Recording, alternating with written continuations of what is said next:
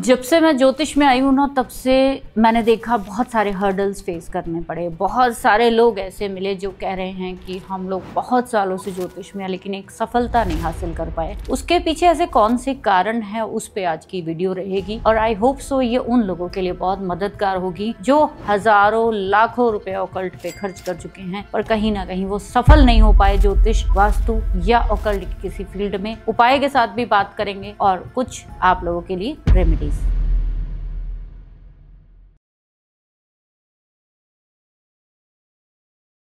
सदियों से इंसान ने आकाश की ओर देखा है, सितारों में अपनी तकदीर को ढूंढा है। ज्योतिष केवल एक विद्या नहीं, यह ब्रह्मांड की भाषा है। ग्रहों की चाल, नक्षत्रों की स्थिति और समय का रहस्य, सब कुछ इसमें समाया है। लेकिन जो इस विद्या को साधते हैं वो केवल गणना नहीं करते, वो जीवन के अनदेखे सूत्रों को पढ़ते हैं। ये वो लोग होते हैं जो अंधकार में प्रकाश को दिखाते हैं, अनिश्चितता में दिशा देते हैं और भाग्य के रहस्यों को उजागर करते हैं। ज्योतिष केवल भविष्य नहीं बताता, यह चेतना को जागृत करता है। यह कर्मों का दर्पण है और समय का संकेतक, क्योंकि ब्रह्मांड की हर हलचल हमारे जीवन में एक संदेश छोड़ जाती है, बस उसे समझने की जरूरत है। ज्योतिष विज्ञान भी, साधना भी। तो सबसे पहले मैं बात करूंगी कि ज्योतिष जैसी विद्या जो कि हमें चुनती है, हम उसे नहीं चुनते हैं। जब आप ये कहते हैं कि मुझे एक ज्योतिषी बनना है, क्या मैं इससे पैसा कमा पाऊंगा? पहला क्वेश्चन ये होता है हमारे पास जब कोई सीखने के लिए आता है। तो मैं आप लोगों को स्पष्ट कह दूं कि पहली बात तो ज्योतिष जैसी विद्या का कोई मोल नहीं है और आप इसको पैसा देकर कभी नहीं सीख सकते। आप इसमें जो भी दक्षिणा देते हो वो एक टीचर का, एक मेंटोर का, एक जो है वो समझ लीजिए कि एक चार्ज है देते हो, वो कहीं ना कहीं एनर्जी एक्सचेंज आप करते हो। तो वो सिर्फ ये नहीं साबित करती है कि आप एक सफल ज्योतिषी बन ही जाएंगे। असल में ज्योतिष में सफल होने के लिए या ऑकल्ट में सफल होने के लिए आपको ना 2-3 प्लैनेट्स पे बहुत काम करना पड़ेगा, तब जाके आप कहीं इस फील्ड में कामयाब होंगे। ये सब चीजें मैं इसलिए बोल पा रही हूँ क्योंकि जो चीजें मैंने अपने में ऑब्जर्व की, अपने स्टूडेंट्स में और अपने क्लाइंट्स में ऑब्जर्व की, तब मैं आप लोगों के साथ ये शेयर कर रही हूँ। तो सबसे पहला प्लैनेट जिसको जोड़ा जाता है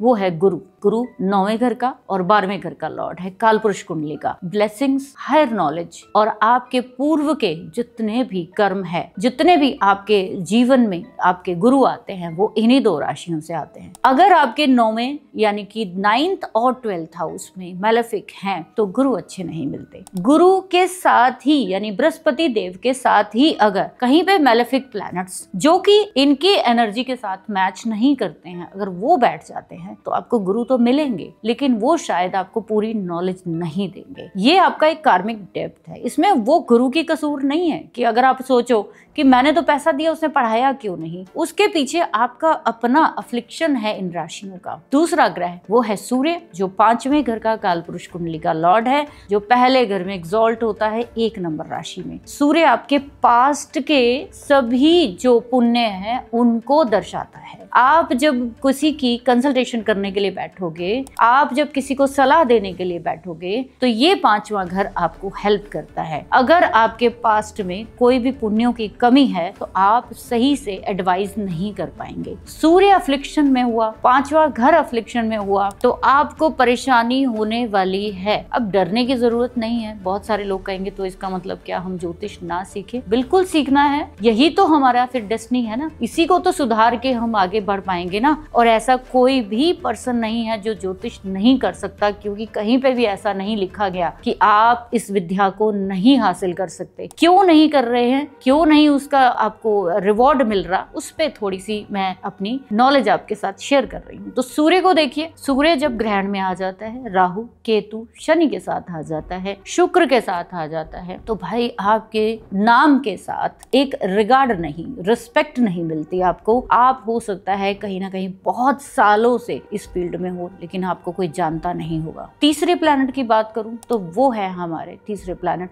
केतु देव। केतु देव जो 8th हाउस के को लॉर्ड है। केतु जिसको हम बोलते हैं वो ऑकल्ट का प्लैनेट है, ऐसा नहीं है। वो केतु आपको तभी कुछ देगा जब आपके पास्ट से कुछ ऐसी चीजें, या आप पास्ट में कहीं पे कुछ ऐसी चीजें कर रहे थे जिसकी नॉलेज आप छोड़ आए हो, देन फिर आपकी नॉलेज यहाँ से कंटिन्यू होगी। बट सोचने की चीज ये है कि केतु भी अष्टम में है, राहु सेकंड हाउस में है, इसके बावजूद लोग जो है वो कहीं ना कहीं ऑकल्ट में कामयाब नहीं है। तो उसके पीछे कारण क्या है कि केतु असल में आपको ये विद्या में तब लेकर जाता है जब ये केतु कहीं पे अफ्लिक्शन में ना हो। अगर ये केतु कहीं पे ग्रहण के साथ जुड़ा, जैसे मून केतु है, मन ही नहीं करेगा ज्योतिष में, आप इंट्यूटिव लेवल पे बहुत काम करेंगे। ये केतु आपके किस भाव में है वो बहुत इंपॉर्टेंट है। अगर केतु फर्स्ट हाउस में है, आपको इंट्यूजन से जुड़े हुए यानी टैरो कार्ड या न्यूमरोलॉजी या फिर ऐसी चीजें जो सिर्फ और सिर्फ एक रेकी हीलिंग की तरह, आपको सिर्फ वहां पे कैलकुलेशन नहीं करनी है, जस्ट सीधा आपको यूनिवर्स के साथ जुड़कर आंसर देना है, ऐसी चीजें ये करवाते हैं। केतु आपके किस भाव में है उसी के अकॉर्डिंग आप जो है अपनी रिसर्च करते हो, उसी के अकॉर्डिंग आपके पास नॉलेज है। अगर केतु आपका चंद्रमा की राशि में है तो आपका मन आज का नहीं है इस ज्योतिष में, वो कई 100 सालों से चले आ रहे हो। समझने की चीज सिर्फ इतनी है कि केतु को ऑकल्ट के साथ जोड़ते क्यों हैं, क्योंकि वो आपका ना धड़ है, वो आपके दिल के साथ चलता है। खाली दिल से कुछ नहीं होता है। अगर आप कहें कि मेरा कहीं पे बहुत ऊंची किसी चोटी पर चढ़ने का मन कर रहा है, उसके लिए ना आपके पास नॉलेज होनी चाहिए, करेज होना चाहिए। आपके पास जहाँ वो पहाड़ पे चढ़ने जा रहे हो उसका पूरा रोड मैप होना चाहिए। आप पहाड़ के नीचे खड़े होकर ये नहीं कह सकते कि मैं वहां पहुंच जाऊंगा। कैसे पहुंचेंगे? पहुंचाएगा तो राहु ही। मैं हमेशा कहती हूँ केतु और राहु को अलग मत समझिए, ये एक ही थाली के दोनों हिस्से हैं, एक ही सिक्के के दो पहलू हैं। अगर केतु आपको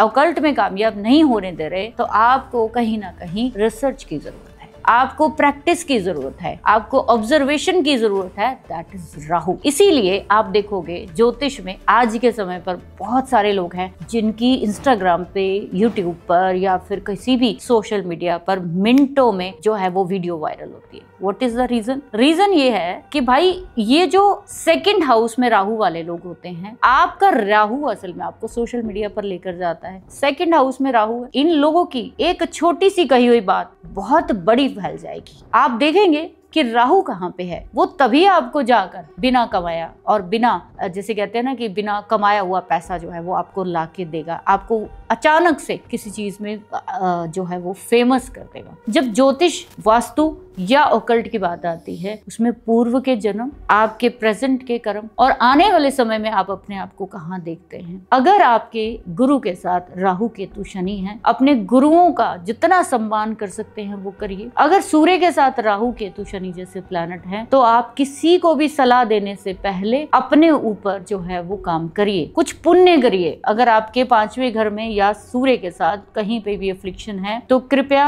आपको अपने पुण्य बढ़ाने की जरूरत है। पेड़ लगाइए, लोगों को फ्री जो है नॉलेज दीजिए, धीरे धीरे आपके पास जो खाता खाली है उसको भरिए, देन आप इसमें कामयाब होंगे। तीसरा प्लैनेट जो मैंने आपको चंद्रमा बताया, चंद्रमा क्या करता है? मन का कारक है, शांति कहाँ देगा? तो वो अगर अष्टम के साथ जुड़ा, मेलेफिक्स के साथ जुड़ा, बहुत सारे लोग कहते हैं इंट्यूजन बहुत हाई होगी। भाई इंट्यूजन तो हाई होगी, उससे क्या होगा? आप हो सकता है चलते फिरते जो है वो भूत प्रेत बाधा देखते हो सकता है कि आपको शक्तियां जो है वो ऐसे ही नजर आ जाए, कोई बड़ी बात नहीं है, लेकिन उसको संभालना तो आना चाहिए ना आपको। आप सिर्फ वो चीजें देखकर भ्रमित हो गए या वो पर्सन ये काम कर रहा है इसलिए मैं ये काम कर रहा हूँ, तो फिर इससे कामयाब नहीं मिलती है। तो ज्योतिष में कामयाब होने के लिए आपका सबसे पहले गुरु, सूर्य और साथ साथ केतु को देखना बहुत जरूरी है। और आपकी एक और इम्पॉर्टेंट चीज बता दूं कि लगन लॉर्ड अगर आपका 8th हाउस में है, आप बाय बर्थ एस्ट्रोलॉजर हो।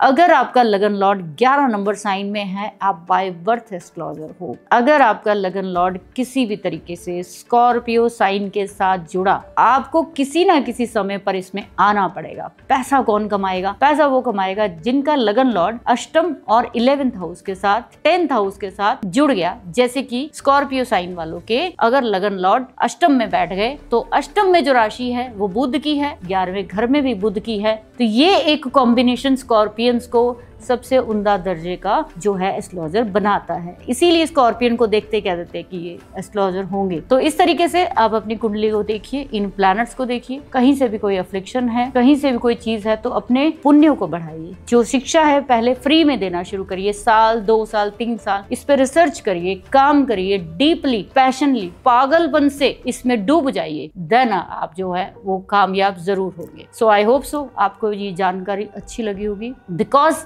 मैं जब अपने जैसे बहुत सारे लोगों को देखती हूँ ना, जब मुझे लोग कहते हैं हमने लाखों रुपए खर्च किया मैम, लेकिन समझ में कुछ नहीं आया या फिर हम पहुंचे नहीं वहां पे। आपको अपने करियर और अर्निंग के हाउस के साथ कहीं ना कहीं अष्टम का लेना देना, गुरु, सूर्य और साथ साथ केतु का लेना देना जरूर होना चाहिए। देन आप कामयाब जरूर होंगे इस फील्ड में। Thank you very much.